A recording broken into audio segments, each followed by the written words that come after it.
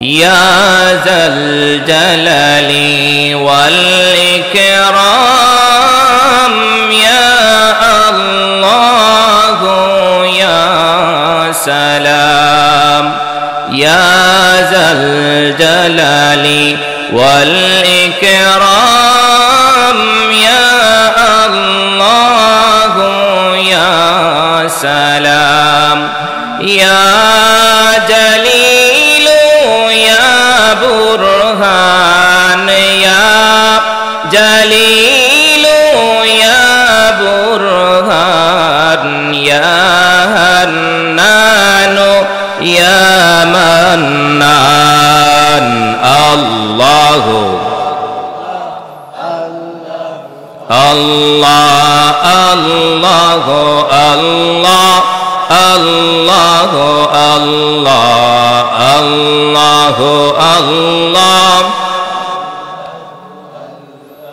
الله الله الله الله الله يا عليم يا خبير يا سميع يا بصير يا عليم يا خبير يا سميع يا بصير يا رحيم يا رحمن يا رحيم يا رحمن يا هنان يا منان الله الله الله الله الله الله الله الله يا جبار يا خالق يا غفار يا ملك يا جبار يا خالق يا غفار يا مالك يا ستار يا سبحان الله الله الله لا إله إلا الله محمد رسول الله صلى الله عليه وسلم আল্লাহ পাক রব্বুল আলামিন নবী মুহাম্মদুর রাসূলুল্লাহ সাল্লাল্লাহু আলাইহি ওয়াসাল্লামকে জানিয়ে দিলেন, হাবিব আমার, বন্ধু আমার, বলুন আমার বান্দারা, যে সকল বান্দারা তারা নিজেদের প্রতি জুলুম করেছে, অন্যায় করেছে, অবিচার করেছে, যেই সকল মানুষেরা গুনাহের কাজে লিপ্ত হয়ে পড়েছে, সেই সমস্ত বান্দারা যেন আমি আল্লাহ রব্বুল আলামিনের রহমত থেকে নিরাশ না হয়ে যায়। সুবহানাল্লাহ, রহমত থেকে যেন নিরাশ না হয়ে যায়। আল্লাহ পাক রব্বুল আলামিন বললেন, ইন্নাল্লাহা ইয়াগফিরুয যুনুবা জামিআ, নিশ্চয়ই আল্লাহ তোমাদের সকল গুনাহ মাফ করে দিবেন। সুবহানাল্লাহ, তোমরা রহমত থেকে নিরাশ হইও না, যদি তোমরা ফিরে আসতে পারো নিশ্চয়ই আল্লাহ রাব্বুল আলামিন তোমাদের সমস্ত গুনাহগুলো মাফ করে দিবেন, কারণ ইন্নাহু হুয়াল গফুরুর রহিম, নিশ্চয়ই তিনি অতীব ক্ষমাশীল এবং অত্যন্ত দয়ালু। পড়ুন সুবহানাল্লাহ। আল্লাহ দয়ালু কি দয়ালু নয়? ক্ষমাশীল কি ক্ষমাশীল নয়? অবশ্যই আল্লাহ ক্ষমাশীল। যদি আমরা ফিরে আসতে পারি আল্লাহ রাব্বুল আলামিন এই ফিরে আসার কারণে আমাদের সমস্ত পিছনের জিন্দেগির গুনাহ মাফ করে দিবেন। সুবহানাল্লাহ। সম্মানিত হাজিরিন, আল্লাহ পাক রব্বুল আলামিন ক্ষমাশীল, দয়ালু। কেমন দয়ালু? কেমন দয়াবান আমার আল্লাহ। বান্দা যদি গুনার কাজ করে ফেলে, গুনাহ করার পরে বান্দা যদি আমি আল্লাহ আমার আল্লাহ রব্বুল আলামিনের কাছে ফিরে আসতে পারে, তাহলে আল্লাহ রব্বুল আলামিনের কাছে ফিরে আসার সাথে সাথে বান্দা যদি চোখের পানি ফেলে দিয়ে আল্লাহর কাছে চাইতে পারে, আমার আল্লাহ রব্বুল আলামিন বান্দার পিছনের সমস্ত জিন্দেগির গুনাহগুলো ক্ষমা করে দেন। কারণ আমার আল্লাহ রব্বুল আলামিন দয়ার সাগর, রহমতের সাগর। পড়ি সুবহানাল্লাহ। আমার আল্লাহ রব্বুল আলামিন কেমন দয়াবান। আল্লাহ রব্বুল আলামিন মানুষকে, বান্দাকে কেমন ভালোবাসেন, কেমন দয়া দেখান। আল্লাহ রব্বুল আলামিন দুনিয়ার জমিনে ভালোবাসা, দয়া এবং মহব্বতকে আল্লাহ পাক রব্বুল আলামিন 100 ভাগ করেছেন। কয় ভাগ? জোরে বলুন, কয় ভাগ? 100 ভাগ করেছেন। সেই 100 ভাগ দয়া, ভালোবাসা আল্লাহ রব্বুল আলামিন নাজিল করে, সৃষ্টি করে দুনিয়ার জমিনের সমস্ত প্রাণীকুলের মধ্যে আল্লাহ পাক রব্বুল আলামিন মাত্র 1 ভাগ ভালোবাসা দিয়েছেন। কয় ভাগ? 1 ভাগ ভালোবাসা দিয়েছেন। সেই 1 ভাগ ভালোবাসা আপনি পেয়েছেন, আমি পেয়েছি, আমার মা বাবা পেয়েছেন, আপনার মা বাবা পেয়েছেন, দুনিয়ার যত প্রাণীকুল আছে সবাই পেয়েছেন। তারপরে 1 ভাগ ভালোবাসা পাওয়ার পরে আপনার সন্তানের জন্য আপনার কত মায়া, আমার সন্তানের জন্য আমার কত মায়া, আপনার মায়ের আপনার জন্য কত মায়া, আপনার বাবার আপনার জন্য কত মায়া। ঠিক তেমনি ভাবে মানুষ বাদ দিয়ে যদি আমরা প্রাণীকুলের দিকে তাকাই, মুরগের বাচ্চার মুরগের জন্য কত মায়া, ছাগলের বাচ্চার জন্য ছাগলের কত মায়া, গরুর বাচ্চার জন্য গরুর কত মায়া। ঠিক তেমনি ভাবে এই মায়া এবং মহাব্বতের ছিটা ফুটা 1 ভাগ দুনিয়ার সমস্ত প্রাণীকুলরা পেয়েছে। আপনি পেয়েছেন, আমি পেয়েছি, সমস্ত দুনিয়ার মানুষেরা পেয়েছে। আল্লাহ পাক রব্বুল আলামিন এই 1 ভাগ ভালোবাসা দিয়ে মানুষকে তৈরি করেছেন। মানুষ ভালোবাসে 1 ভাগ ভালোবাসা দিয়ে। কত ভালোবাসা! এই ভালোবাসা পেয়ে একজন মানুষ অন্যজন মানুষকে হত্যা করে ফেলে। এই ভালোবাসা পেয়ে, 1 ভাগ ভালোবাসা পেয়ে একজন মানুষ অন্যজন মানুষের জন্য জীবন পর্যন্ত দিয়ে দেয়। এই 1 ভাগ ভালোবাসা পেয়ে মানুষ মানুষের জন্য কত মহব্বত দেখায়। আমার আল্লাহ রব্বুল আলামিন 1 ভাগ ভালোবাসা দেওয়ার পর 99 গুণ ভালোবাসা আমার আল্লাহ রব্বুল আলামিনের কাছে রয়ে গিয়েছে। সেই 99 গুণ ভালোবাসা আমার আল্লাহ রব্বুল আলামিন বান্দাকে দেখাবেন। কতই না ভালোবাসা হবে সেই ভালোবাসা আর দয়া এবং মহব্বত আমার আল্লাহ রব্বুল আলামিন বান্দাকে দেখাবেন সেই দিন, যেই কিয়ামতের দিন বান্দা নিরুপায় হয়ে পড়ে থাকবে।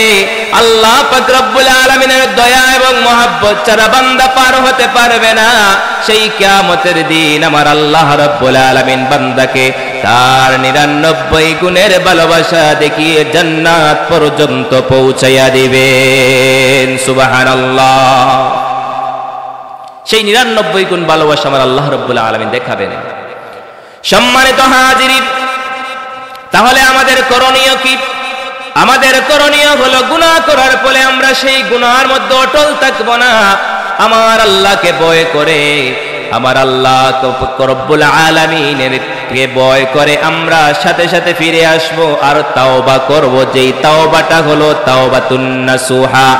যদি তাওবাতুন নাসুহা করতে পারি, আমার আল্লাহ রব্বুল আলামিন বান্দাকে ডাক দিয়ে বলেন, রে বান্দা, ইয়া আইয়ুহাল্লাযীনা আমানু তুবু ইলাল্লাহি তাওবাতান নাসুহা। হে দুনিয়ার ইমানদারেরা, যদি তাওবাতুন নাসুহা করে আমি আল্লাহর কাছে ফিরে আসতে পারো, তাওবাতুন নাসুহা করো। আর যদি তাওবাতুন নাসুহা করে দুনিয়ার জমিনে তুমি তাকা সত্যে পিছনের জিন্দেগির জন্য তাওবা করে, খালিস তাওবা করে ফিরে আসতে পারো, আমার আল্লাহর আমি আল্লাহ রব্বুল আলামিনের কাছে আসা মাত্রই আমি আল্লাহ রব্বুল আলামিন তোমার পিছনের জিন্দেগির গুনাহ মাফ করে দিব। সুবহানাল্লাহ। আমরা আল্লাহর কাছে চাইতে চাই, আমরা গুনার মাফির জন্য চাইতে চাই কি চাই না? আমরা গুনাহগার কি গুনাহগার নয়? গুনাহগার নয়?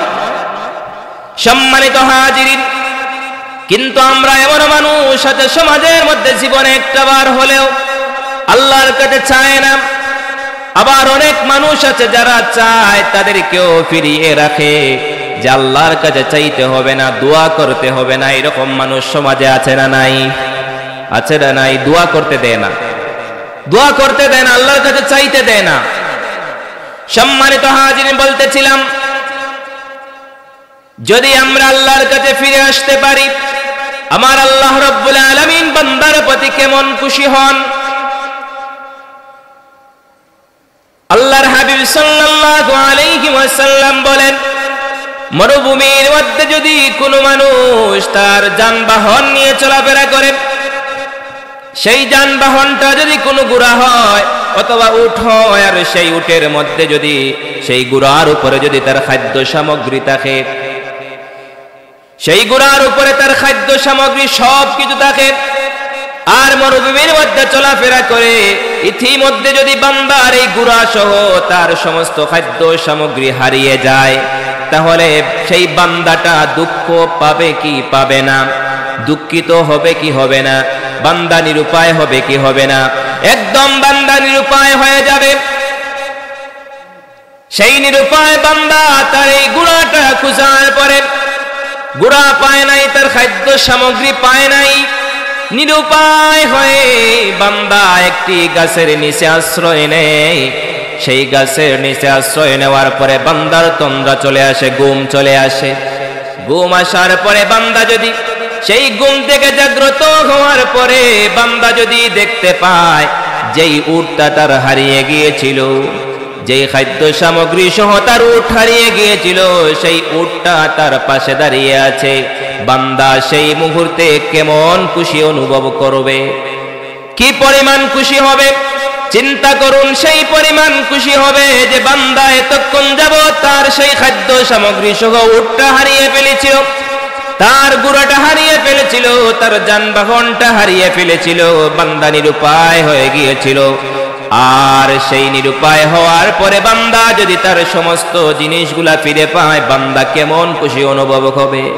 আল্লাহর হাবিব বলেন, রে বান্দা, ও আমার উম্মতেরা, এই বান্দা কেমন খুশি অনুভব করবে, তার চেয়েও আমার আল্লাহ রাব্বুল আলামিন বেশি খুশি হন তখন যখন বান্দা গুনাহ করে।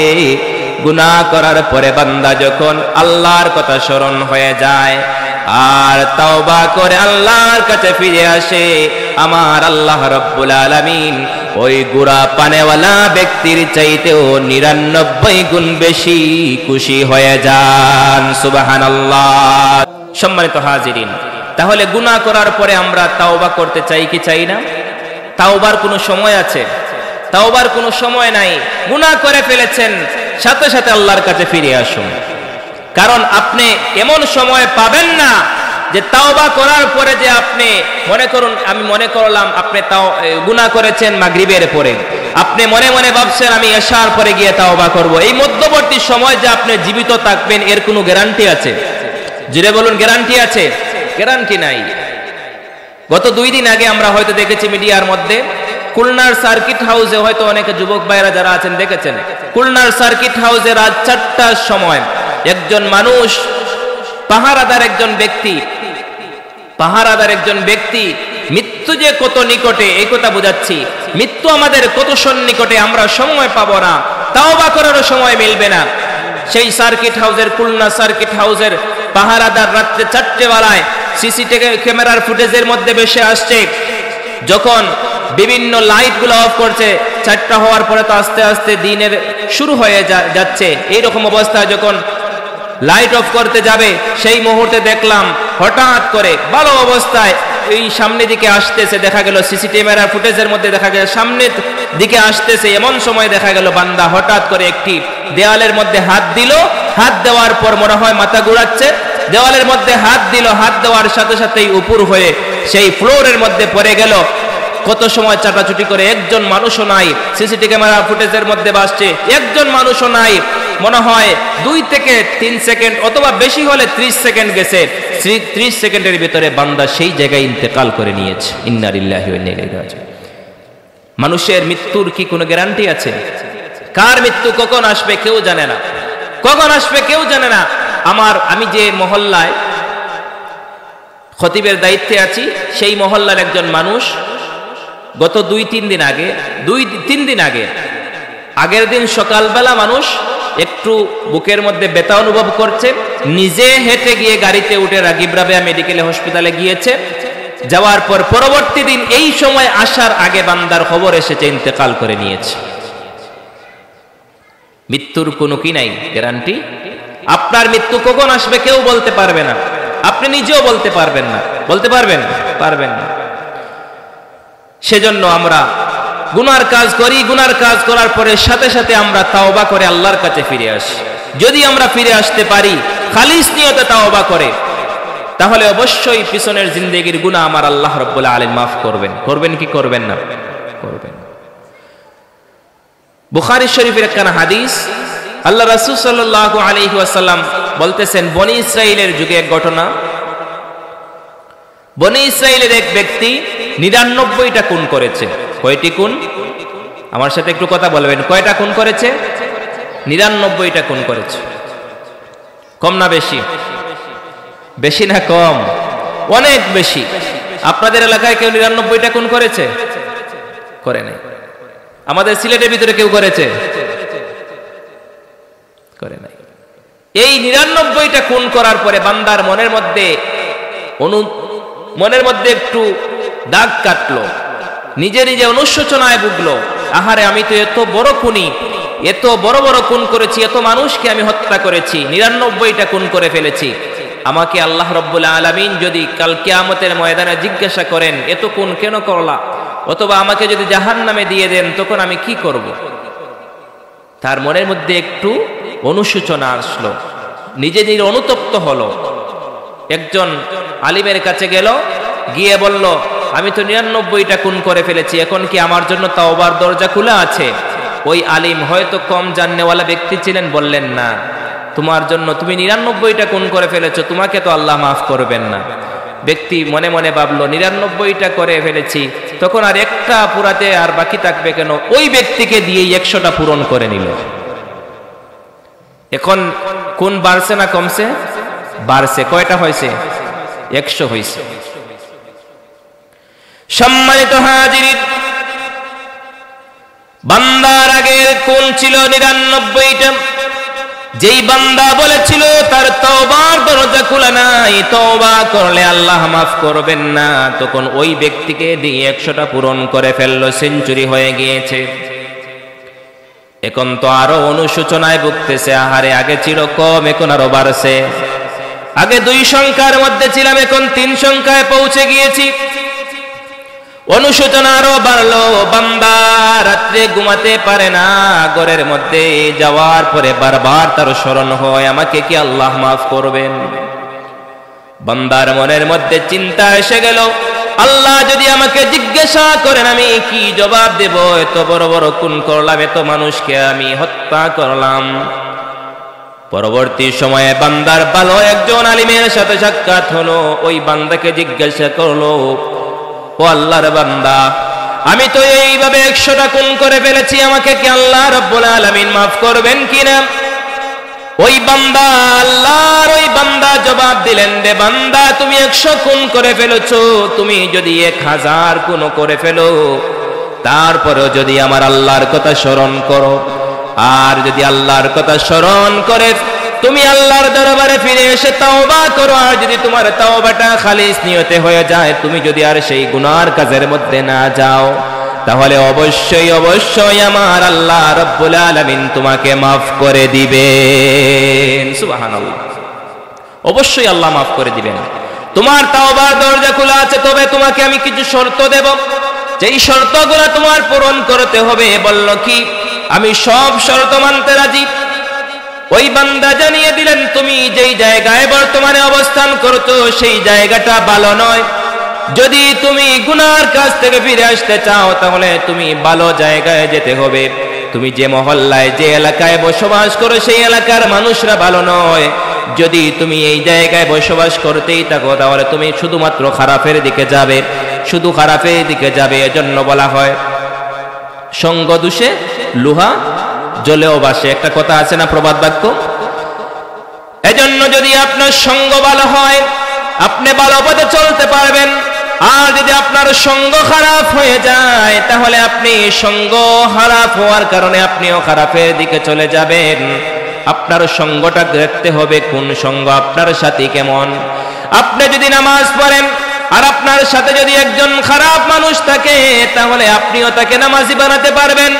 আর যদি আপনি যতই নামাজ পড়তে চান আর ওই ব্যক্তির পিছনে পিছনে যদি ঘুরেন, যে ব্যক্তি নামাজ আদায় করে না, পরহেজগার নয়, মুত্তাকি নয়, তাহলে ওই ব্যক্তির পিছনে ঘোরার কারণে আপনিও নামাজ ত্যাগ করে তার সঙ্গে যাবেন। কথা বলেন ঠিক কিনা? এজন্য সঙ্গ ভালো রাখা প্রয়োজন। ওই আলিম জানিয়ে দিলেন, রে বান্দা তুমি তোমার এলাকার সঙ্গ ছেড়ে দাও, এলাকার সঙ্গ ছেড়ে তুমি ভালো মানুষের সাথী হয়ে যাও। ভালো মানুষের সাথী হয়ে যেতে পারলে সেই জায়গায় গিয়ে ভালো অবস্থান করবে, ভালো ভালো কাজ করবে, তাওবা করবে, আল্লাহর দরবারে ফিরে আসবে। অবশ্যই আমার আল্লাহ রাব্বুল আলামিন তোমাকে মাফ করে দিবেন। সুবহানাল্লাহ।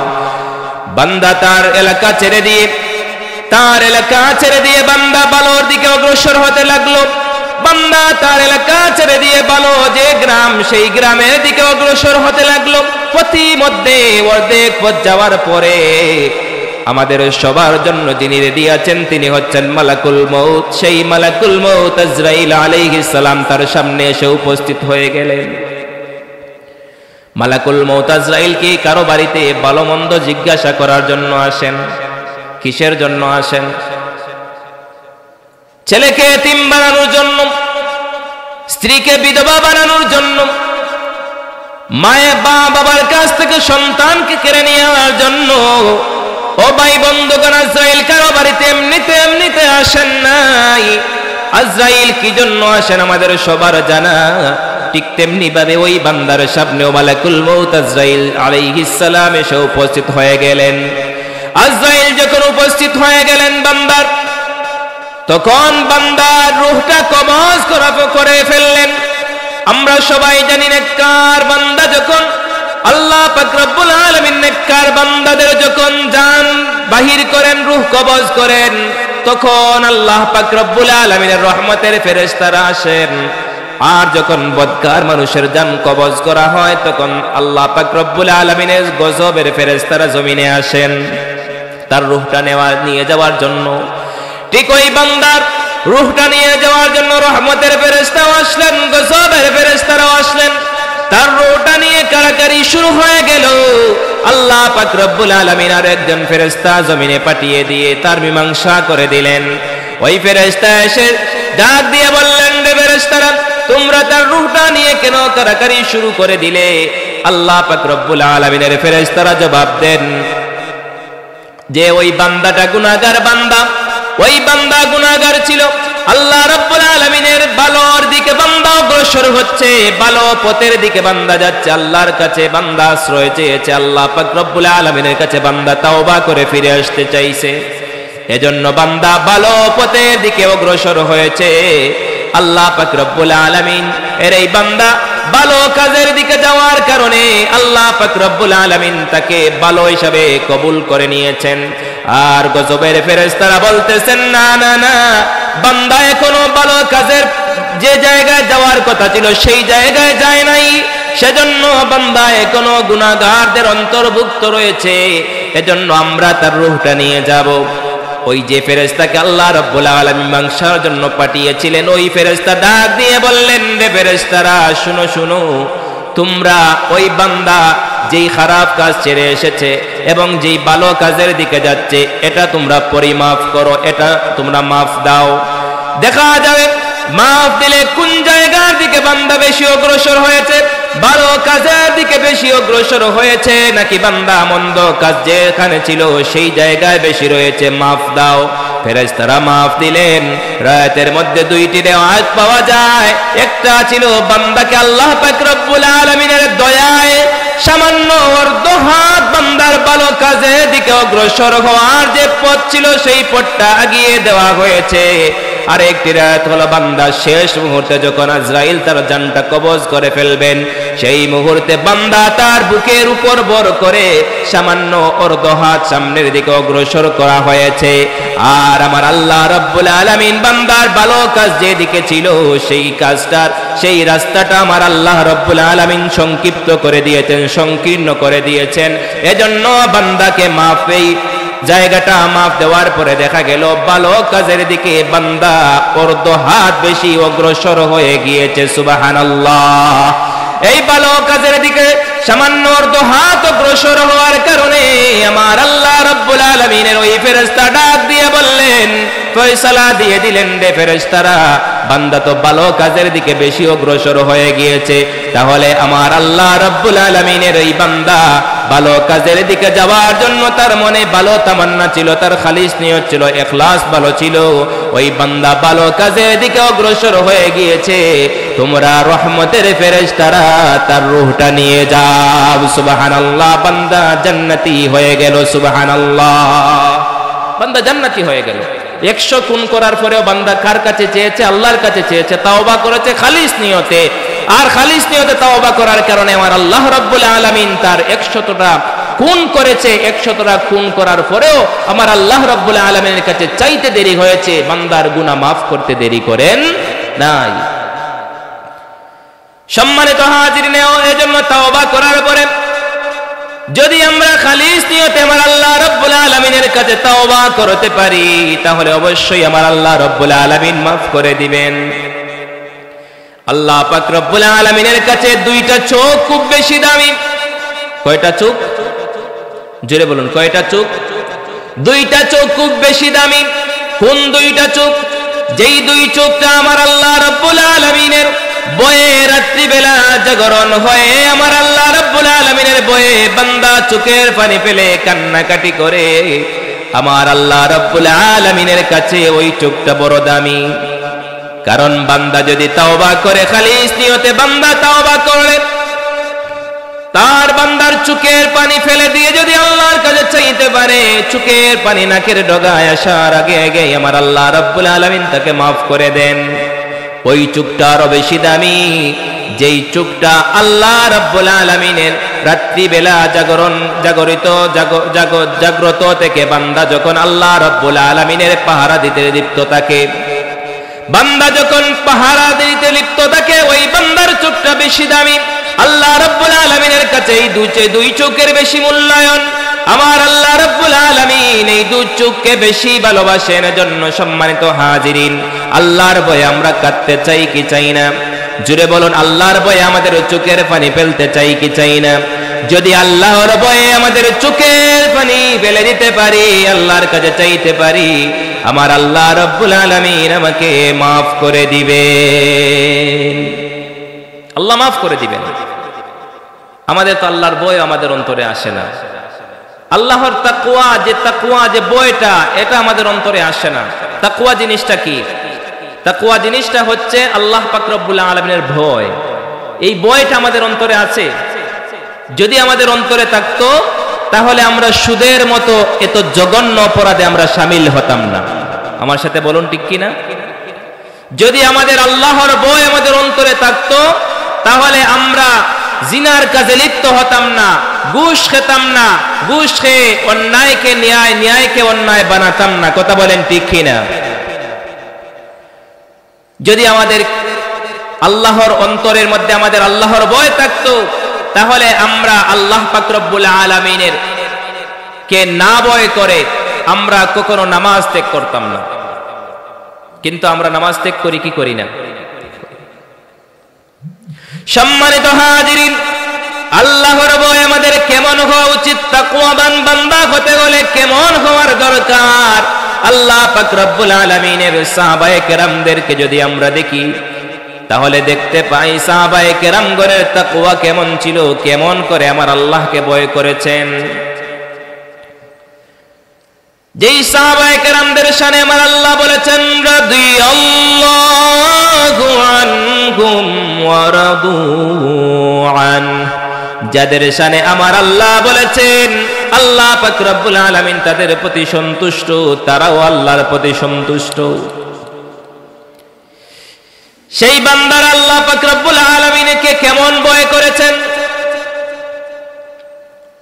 খলিফাতুল মুসলিমিন হযরত ওমর ফারুক রাদিয়াল্লাহু তাআলা আনহুর জামানায় আমিরুল মুমিনিন হযরত ওমর ফারুক রাদিয়াল্লাহু তাআলা আনহু খেলাফতের আসনে যখন আসীন ছিলেন, তখন রাত্রিবেলা প্রত্যেক বাড়ি বাড়ি গিয়ে মানুষের খোঁজ খবর নিতেন।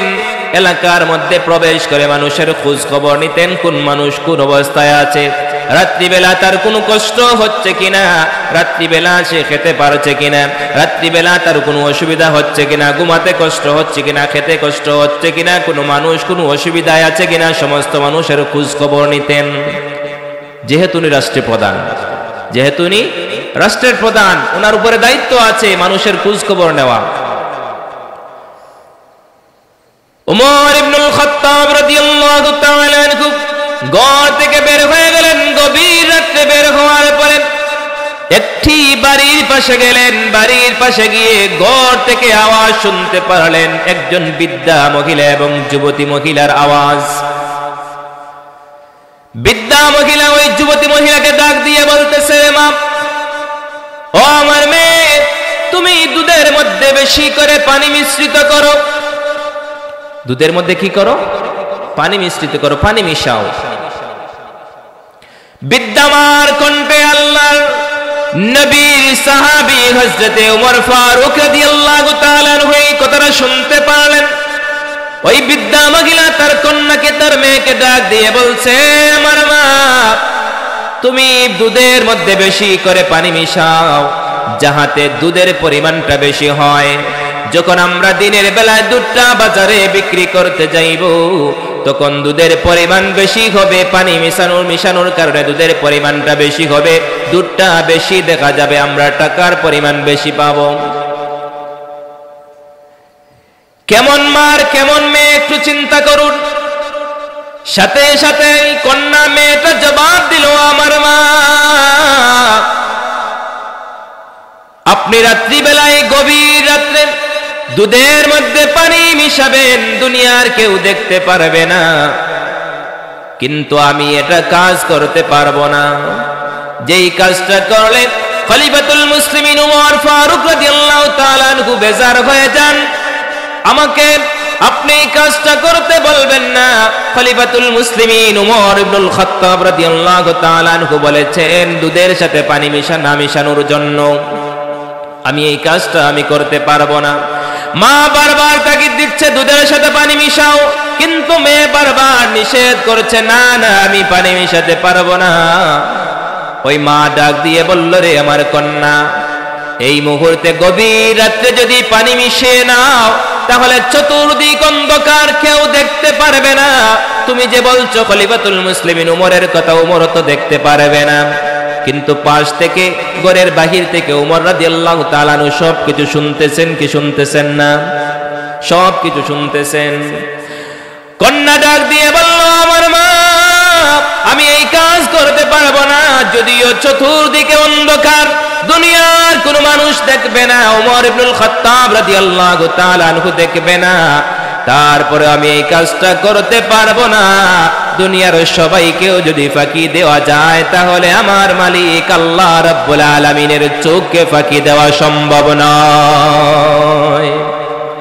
আমার আল্লাহকে ফাঁকি দেওয়া যাবে না, আমার আল্লাহ তো দেখতেছেন। কথা বলেন ঠিক কিনা? আমার আল্লাহ দেখতেছেন, এই আল্লাহ রাব্বুল আলামিন দেখতেছেন। এই কথাটা যে মহিলার, এই যুবতী মহিলার অন্তরে আসলো, এটার নামেই হচ্ছে তাকওয়া, আল্লাহর ভয়। কেমন করে ওই যুবতী মহিলা মাকে জানিয়ে দিল, না না, সাফ পরিষ্কার না করে দিল, না, আমি দুধের সাথে পানি মিশাতে পারবো না। উমর ইবনুল খাত্তাব রাদিয়াল্লাহু তাআলা আনহু চলে গেলেন।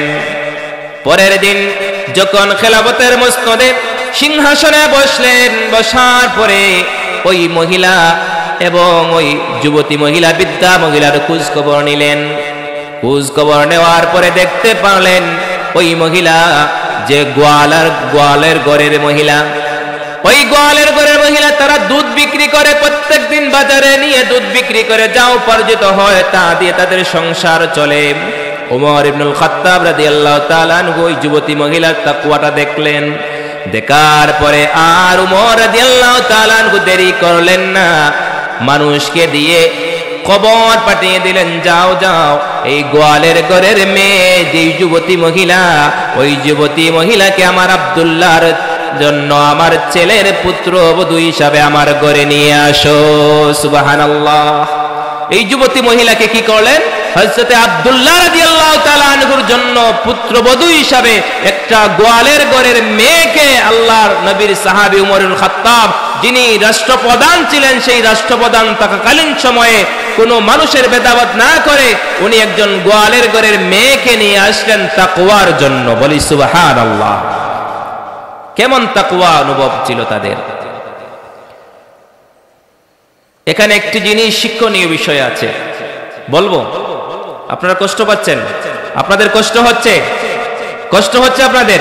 এখানে একটি শিক্ষণীয় বিষয় হলো, আমরা যখন বিয়ে শাদী করতে যাই অথবা আমাদের ছেলে মেয়েকে বিয়ে শাদী করাতে বা দিতে যাই, তখন আমরা খুব বেশি একটি জিনিস আমরা খুব বেশি দেখি, যেই জিনিসটা হলো মেয়ে সুন্দর আছে কিনা, ছেলে সুন্দর আছে কিনা, বংশ পরিচয় কেমন আছে। এগুলা দেখবেন না, দেখাতে কোনো অসুবিধা আমি বলছি না, দেখবেন। এটা রাসূলের হাদিস আছে, আপনি 4টি জিনিস দেখে বিয়ে করবেন। কয়টি জিনিস? 4টি জিনিস দেখে বিয়ে করবেন। মেয়ের মাল সম্পদ কেমন আছে, মেয়ে সুন্দর কেমন আছে, মেয়ের বংশমর্যাদা কেমন আছে, এই 3টি জিনিস। আর আরেকটি জিনিসকে বেশি প্রাধান্য দিয়েছেন, মেয়ে কেমন দিনদারিতা আছে সেটা যাচাই করুন। এই 4টি জিনিসকে আপনি বেশি ফোকাস দেন, এই 4টি জিনিসকে দেখুন। কিন্তু আমাদের সমাজে বেশি সুন্দর কিনা, সুন্দর হলেই আর লাগে না, আপনি নিয়ে আসেন। দিনদার আছে কিনা সেটা আমরা দেখি না, কিন্তু আল্লাহ রাসূল বলেছেন মেয়ে সুন্দর কিনা, মেয়ে সম্পদশালী কিনা, মেয়ে বংশমর্যাদায় কেমন আছে দেখুন। তবে এইগুলা যদি না পাওয়া যায়, মেয়ে যদি দিনদার হয় তাহলে এই মেয়েকে গ্রহণ করা যায়। আর যদি মেয়ে দিনদার নয় কিন্তু মেয়ে সুন্দরী আছে, দিনদার মেয়ে বংশমর্যাদা ভালো আছে, মেয়ের ধন সম্পদও ভালো আছে, কিন্তু দিনদার নাই, পরহেজগারী নাই, ওই মেয়েকে গ্রহণ করা যায়? জুড়ে বলুন, যায়? তাহলে বেশি প্রাধান্য কোনটাকে দিতে হবে? দিনদারিকে। দিনদারিতাকে বেশি প্রাধান্য দিতে হবে। তাকওয়াবান কেমন আছে, পরহেজগার কেমন আছে সেটা দেখতে হবে। কথা বলেন ঠিক কিনা? সেটাকে দেখতে হবে। কিন্তু আমাদের সমাজে এটা দেখা হয়? দেখা হয় না। সুন্দর হলেই হয়েছে, একটু ধন সম্পদ হলেই হয়েছে, ভাই কয়জন লন্ডন আছে, আমেরিকা আছে সেটা যাচাই করে, ঠিক কিনা? মেয়ে যদি আবার IELTS পাস হয়ে থাকে তাহলে তার অসুবিধাই নাই, ঠিক না? সম্মানিত হাজিরিন, মেয়ে পরহেজগার কিনা, পর্দাশীলা কিনা, কেমন দিনদারিতা আছে, তাকওয়াবান কেমন আছে, এটা আমরা যাচাই করি না। না, মুসলমান হিসেবে আপনার প্রথম দায়িত্ব হলো আমি কেমন তাকওয়াবান আছে, মেয়ে কেমন পর্দাশীলা আছে, মেয়ে কেমন পরহেজগারিতার মধ্যে লিপ্ত আছে, এইগুলো যাচাই করা। আগেকার যুগে যখন কন্যা দেখা হতো তখন গিয়ে জিজ্ঞাসা করা হতো, মা তুমি কুরআন পড়েছো কিনা, ঠিক না? কথা বলছেন না, ঠিক না? কিন্তু এখন গিয়ে বলা হয় আপনি IELTS এ কত স্কোর পেয়েছেন, পয়েন্ট কত আপনার। আমি সত্য বলছি না মিথ্যা বলছি? আল্লাহু আকবার। কোথায় আমরা এসেছি? আমাদের সমাজটা আজ কোথায় এসেছে? সম্মানিত হাজিরিন, এজন্য উমর ফারুক রাদিয়াল্লাহু তাআলা আনহু কি করলেন? একজন গোয়ালের ঘরের মেয়েকে তাকওয়াবান দেখে, পরহেজগারিতা দেখে ওনার ছেলের পুত্রবধূ হিসেবে ওনার ঘরে নিয়ে আসলেন। পরবর্তীতে এই আব্দুল্লাহ রাদিয়াল্লাহু তাআলা আনহু এবং ওই তাকওয়াবান মেয়ের ঘর থেকে ওনার নাতি হলেন পঞ্চম খলিফা, যাকে বলা হয় ওনাদের ঘরের নাতি পঞ্চম খলিফা বলা হয়, যাদেরকে উমর ইবনুল আব্দুল আজিজ রাদিয়াল্লাহু রাহমাতুল্লাহি আলাইহি, সেই উমর ইবনুল আব্দুল আজিজ রাহমাতুল্লাহ আলাইহি বলেন ওনাদের এই নাতি। পরি আলহামদুলিল্লাহ। তাহলে একটি জিনিস এখানে পরিষ্কার, যদি আপনার ফ্যাক্টরি ভালো হয়, মালও ভালো হয়, ফ্যাক্টরি ভালো হলে মালও ভালো হয়, কোম্পানি ভালো হলে কোম্পানির মালামালগুলোও ভালো হয়। সেজন্য আমাদের মা বোনরা যদি ভালো হয় তাদের গর্ভ থেকে সন্তান আসবে, তারা যদি ভালো হয় তাদের গর্ভ থেকে 12 সন্তানও জমিনে আসবে। কথা বলেন ঠিক কিনা? সম্মানিত হাজিরিন, এজন্য আমরা তাওবা করার পরে আমরা ফিরে আসবো আল্লাহর দরবারে। আমরা গুনাহ করার পরে আমরা তাওবা করে ফিরে আসবো কার কাছে? আল্লাহর কাছে। আল্লাহর কাছে যদি ফিরে আসতে পারি, অবশ্যই আমার আল্লাহ রাব্বুল আলামিন মাফ করে দিবেন। সুবহানাল্লাহ। আল্লাহ পাক রব্বুল আলামিনের একজন বান্দা মূসা পয়গম্বর আলাইহিস সালাতু ওয়াস সালামের জামানার একটি ঘটনা, সংক্ষিপ্ত করে এই ঘটনা বলে আমি আমার আলোচনা শেষের দিকে যাচ্ছি। মূসা পয়গম্বর আলাইহিস সালাতু ওয়াস সালামের জামানায় অনেক খরা দেখা দিল, অনাবৃষ্টি দেখা দিল, রহমতের বৃষ্টি জমিনে হচ্ছে না। দেখা গেল এই অনাবৃষ্টির কারণে বাচ্চারা অনেক কষ্ট পাচ্ছে, বৃদ্ধ বাবারা অনেক কষ্ট পাচ্ছে, বৃদ্ধা মায়েরা অনেক কষ্ট পাচ্ছে, এবং জমিনের মধ্যে ফল ফসলাদি নষ্ট হয়ে যাচ্ছে, ফল ফসলাদি হচ্ছে না। জমিনের মধ্যে যে পশু পাখি এগুলা খাবার দাবার করবে, তাদের খাদ্যগুলো নষ্ট হয়ে যাচ্ছে, সবাই কষ্ট পাচ্ছে। সবাই মিলে একত্রিত হয়ে পয়গম্বর মূসা আলাইহিস সালামের কাছে গিয়ে বলল, পয়গম্বর মূসা, আপনি তো আমাদের নবী, আপনি আল্লাহর কাছে বলুন, আমরা তো এই অনাবৃষ্টির কারণে অনেক কষ্ট পাচ্ছি, আমাদের বাচ্চারা কষ্ট পাচ্ছে, বৃদ্ধা মা বাবারা কষ্ট পাচ্ছে, গরু বাছুর এইগুলা ফল ফসলাদি পশু পঙ্খী এইগুলা কিছু খেতে পারছে না, সমস্ত ফল ফসলাদি নষ্ট হয়ে যাচ্ছে। আপনি আল্লাহর দরবারে একটু চান যে আল্লাহ রাব্বুল আলামিন যেন আমাদেরকে এই অনাবৃষ্টি থেকে আল্লাহ পাক রব্বুল আলামিন যেন রহমতের বৃষ্টি দিয়ে আমাদেরকে শান্তি করে দেন। পয়গম্বর মূসা আলাইহিস সালাতু ওয়াস সালাম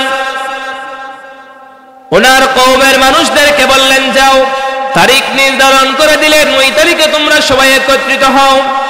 সবাই একত্রিত হলেন। পয়গম্বর মূসা আলাইহিস সালাম আমার আল্লাহর কাছে হাত বাড়িয়ে বললেন, ও আল্লাহ, আমার কওমের মানুষেরা অসুবিধার মধ্যে আছে, রহমতের বৃষ্টি হচ্ছে না, এই মানুষদেরকে আপনি একটু নাজাত দেন, রহমতের বৃষ্টি দিয়ে তাদেরকে শান্তি দান করুন।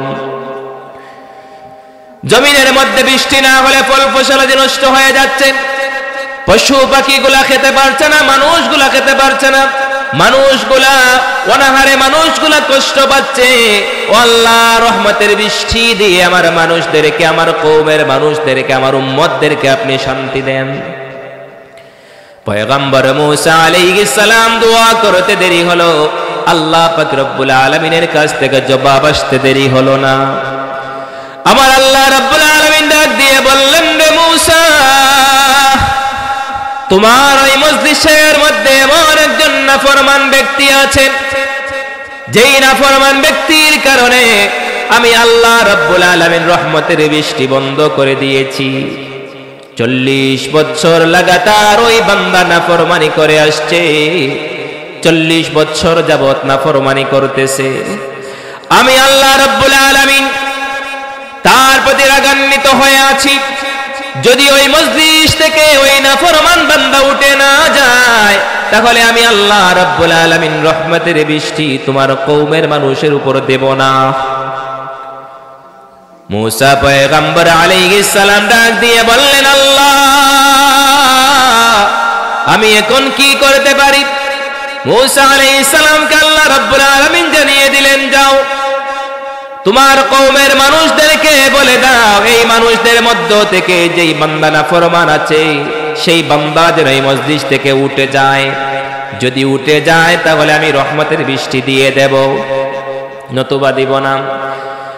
মূসা আলাইহিস সালাম কওমের মানুষ, মজলিসের যত মানুষ আছে সবাইকে ডাক দিয়ে বললেন যে, হাজিরানে মজলিস, এই মজলিসের মধ্যে এমন একজন নাফরমান বান্দা আছো, যেই বান্দা আজ থেকে 40 বছর যাবত নাফরমানি করে আসছো। 40 বছর যাবত তুমি নাফরমানি করার কারণে আমার আল্লাহ তোমার প্রতি রাগান্বিত হয়ে আছেন।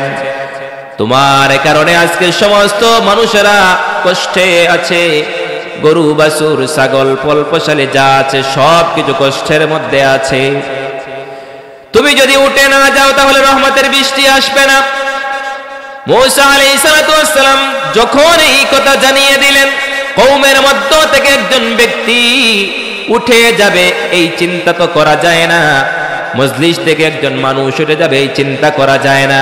কারণ একজন মানুষ এখানে 50-60 জন অথবা 100 জন 2000 মানুষ যদি থাকে, আর একজন মানুষ এই ঘোষণার পরে যদি উঠে যায়, তাহলে সবার মানুষের কাছে ওই মানুষটা চিহ্নিত হয়ে গেল যে 40 বছর যাবত নাফরমানি করে আসতেছে। চিহ্নিত হয়ে গেল না? সবাই তাকে নিন্দা করবে, সবাই তাকে ঘৃণা করবে, ঘৃণার চোখে দেখবে যে এই মানুষের কারণে আজকে এতদিন যাবত আমরা কষ্টে আছি, এই মানুষ উঠে যাচ্ছে, এই মানুষটার কারণে আমরা আজকে এতদিন কষ্টে আছি। যেই মানুষটা 40 বছর যাবত নাফরমানি করে আসছে, সেই মানুষ তো বুঝে গেল, মনে মনে ভাবলো, আহারে আমি তো এই 40 বছর যাবত নাফরমানি করে আসছি, আমার আল্লাহ রাব্বুল আলামিন 40 বছর যাবত আমার নাফরমানিকে গোপন রেখেছেন, কারো সামনে প্রকাশ করেন নাই। এই মুহূর্তে যদি আমি উঠে যাই, তাহলে সব মানুষের কাছে আমি চিহ্নিত নাফরমানি ব্যক্তি হিসাবে হয়ে যাব। আমি কি করতে পারি সাথে সাথে? আর যদি উঠে নাও যাই, তাহলে রহমতের বৃষ্টি আসবে না। রহমতের বৃষ্টি না আসলে আমাদের ছেলেরা, মেয়েরা, আমাদের মা বাবারা, আমাদের মুরব্বীরা কষ্ট পাবে। এই চিন্তা যখন তার অন্তরের মধ্যে চলে আসলো, সে সাথে সাথে আল্লাহর দরবারে হাত তুলে আল্লাহর দরবারে ফরিয়াদ জানালো। সমস্ত মানুষ বসা কুরমা শুরু উঠে যায় নাই, কিন্তু নাফরমান ব্যক্তি, তার মনের মধ্যে চিন্তা। এই মুহূর্তে বান্দা আল্লাহর কাছে ফরিয়াদ জানালো, তাওবা করলো খালিস নিয়তে, ও আমার আল্লাহ, ও আমার মালিক, আমি তো 40 বছর যাবত নাফরমানি করে আসছি, দুনিয়ার কোনো মানুষ জানে না গো আল্লাহ, একমাত্র তুমি আমার মালিক আল্লাহ রাব্বুল আলামিন জানো, আর কেউ জানে না। আমার এই নাফরমানি আপনি গোপন রেখেছেন, আর আজকে প্রকাশ করে দিবেন। ও আল্লাহ, আমি চাই এই মুহূর্তে আপনার কাছে তাওবা করতে। আমি আল্লাহ রাব্বুল আলামিন তোমার কাছে তাওবা করলাম, যদি এখান থেকে আমাকে আজকে আপনি নিরুপায় ভাবে আমাকে আপনি বের করে দেন, আমাকে যদি আপনি এই মুহূর্তে ভালো অবস্থায় এখান থেকে বের হওয়ার তৌফিক দেন, তাহলে আমি ওয়াদা করলাম জীবনে আর কখনো কোনোদিন আমি গুনার কাজের মধ্যে লিপ্ত হব না, আর কোনোদিন আমি নাফরমানিতে লিপ্ত হব না। আল্লাহ, আমি তোমার দরবারে ফরিয়াদ করতেছি, তাওবা করতেছি আল্লাহ, খালিস নিয়তে আমি আর কখনো কোনোদিন গুনার কাজে শামিল হব না। এই বলে ফরিয়াদ জানালো, চোখের পানি ফেলে দিয়ে আল্লাহর কাছে চাইলো। এই সামান্য সময়ে তাওবা আমার আল্লাহর দরবারে তা এত পছন্দনীয় হলো, আমার আল্লাহ রাব্বুল আলামিন বান্দার তাওবা কবুল করে দিয়ে রহমতের বৃষ্টি জমিনে দান করে দিলেন। সুবহানাল্লাহ, রহমতের বৃষ্টি জমিনে দান করে দিলেন। মুসা পয়গম্বর রহমতের বৃষ্টি দেখে অবাক। আল্লাহ কিছুক্ষণ আগে বললেন রহমতের বৃষ্টি দেবেন না, এখন কার কারণে আপনি বৃষ্টি দিলেন? আল্লাহ রাব্বুল আলামিন জানিয়ে দিলেন, রে মুসা, যার কারণে বৃষ্টি বন্ধ হয়েছিল আমি আল্লাহ রাব্বুল আলামিন তার কারণে আবার রহমতের বৃষ্টি দান করলাম। সুবহানাল্লাহ, যার কারণে বৃষ্টি বন্ধ ছিল তার কারণে আমি আবার বৃষ্টি দান করলাম।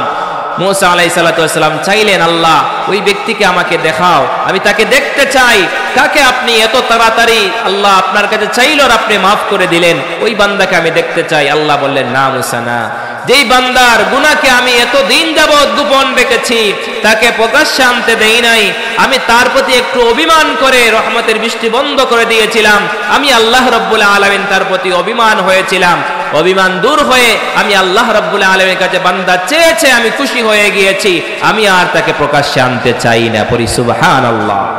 প্রিয় হাজিরানে কেরাম, সর্বশেষ যে কথা বলতে চাই সেই কথা হচ্ছে আল্লাহ রাব্বুল আলামিনের তাকওয়া এবং আল্লাহ রাব্বুল আলামিনের ভয় অন্তরে নিয়ে যদি আমরা চলতে পারি, তাহলে কখনো গুনার কাজে আমরা শামিল হতে পারি না। যদি আমরা আল্লাহ রাব্বুল আলামিনের তাকওয়া ভয় আমাদের অন্তরে থাকে, তাহলে আমরা নামাজ ত্যাগ করতে পারি না। যদি আল্লাহ রাব্বুল আলামিনের তাকওয়া এবং ভয় আমাদের অন্তরে থাকে, তাহলে আমরা কখনো গুনার কাজে শামিল হতে পারি না।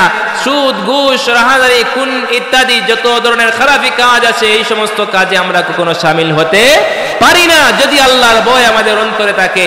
আর এই সমস্ত ভয় নিয়ে যদি আমরা আল্লাহর কাছে ফিরে আসতে পারি, শয়তানের ওয়াসওয়াসার মধ্যে লিপ্ত হয়ে আমরা গুনার কাজ করেই ফেলি, তারপরেও যদি আমরা ফিরে আসি, আল্লাহ রাব্বুল আলামিন বলেছেন তার রহমত থেকে নিরাশ না হওয়ার জন্য।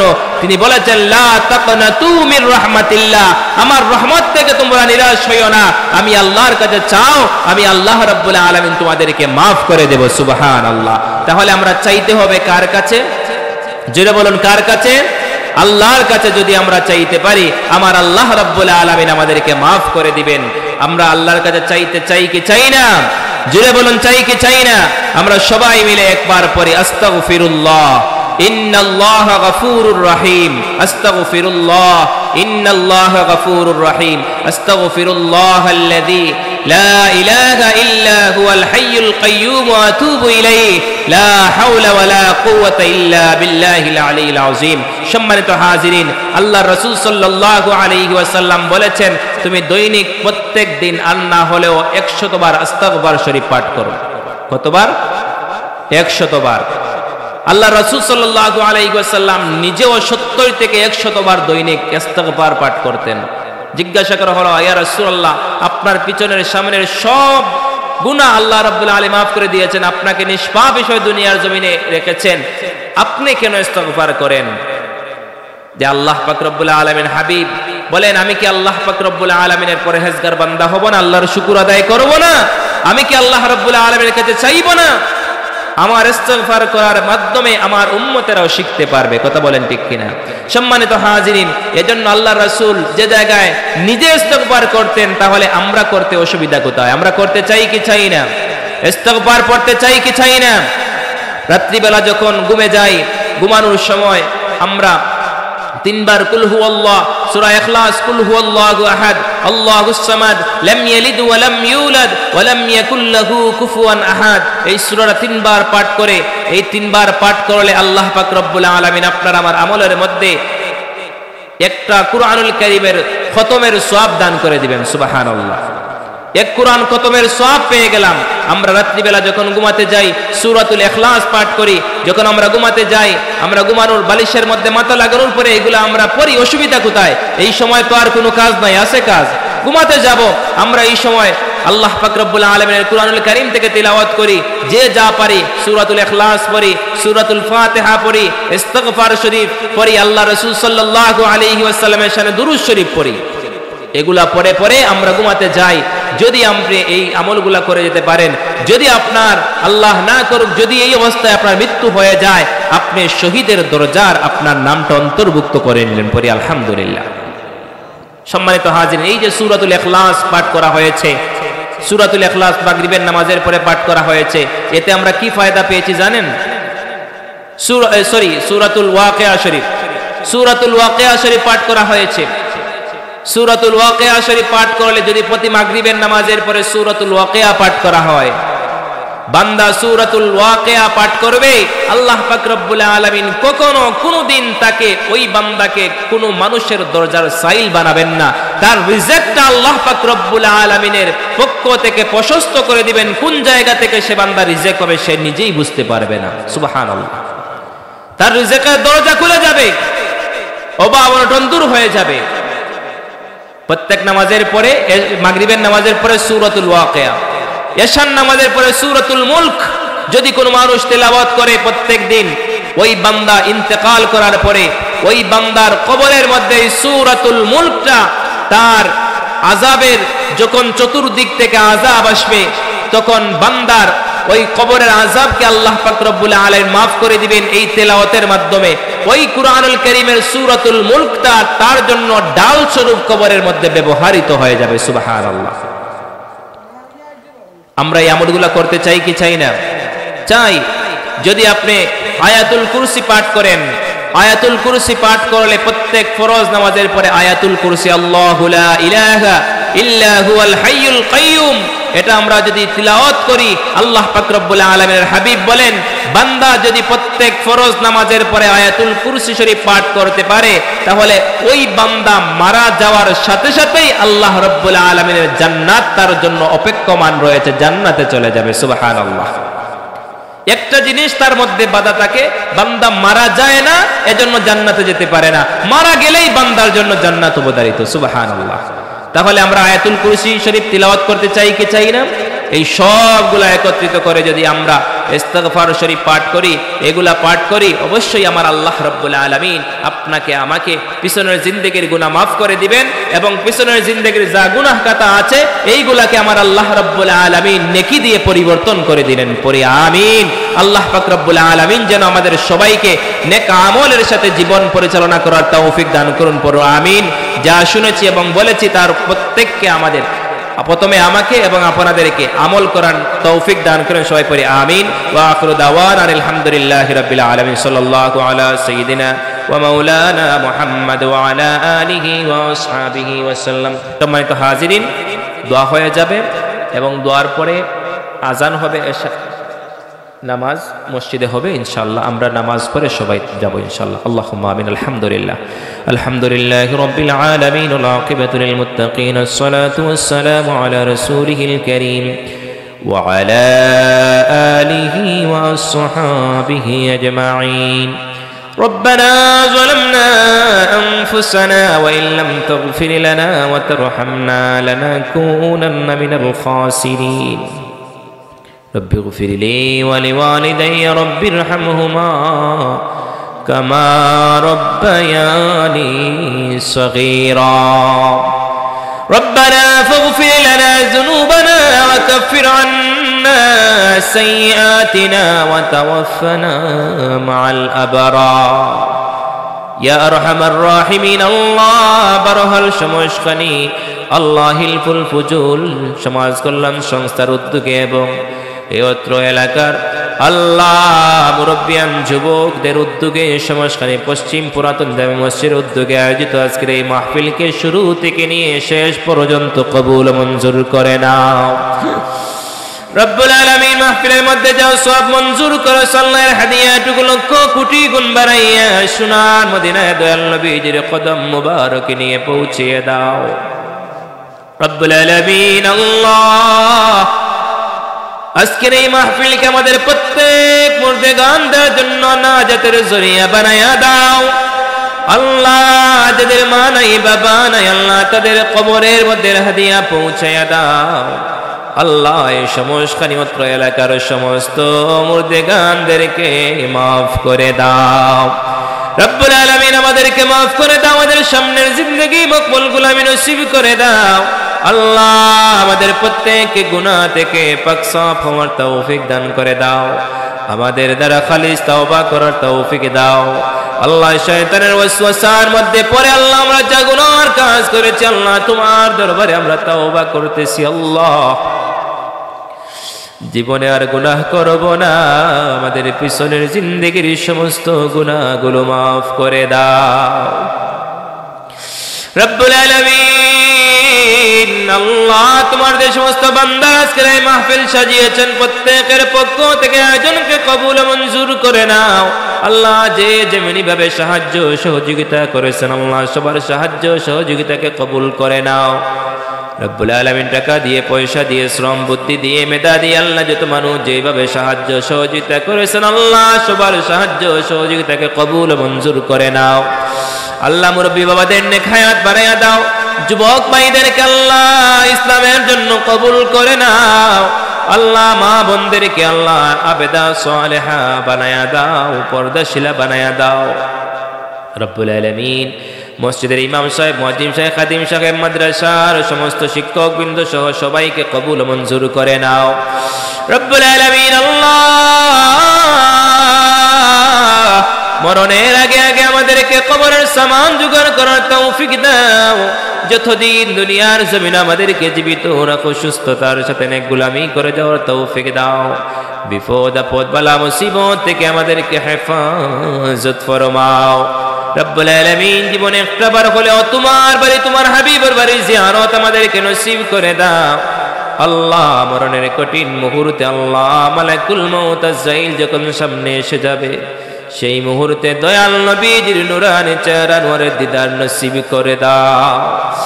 রব্বুল আলামিন সেই অন্তিম মুহূর্তে আল্লাহ নূর নবীজির নূরানি চেহারা কালেমা পড়াইয়া ঈমানের হালতে আমাদের খাতমা বিল খায়র নসিব করিও وأفوض أمري إلى الله إن الله بصير بالعباد بفضل سبحان ربك رب العزة عما يصفون وسلام على المرسلين والحمد لله رب العالمين.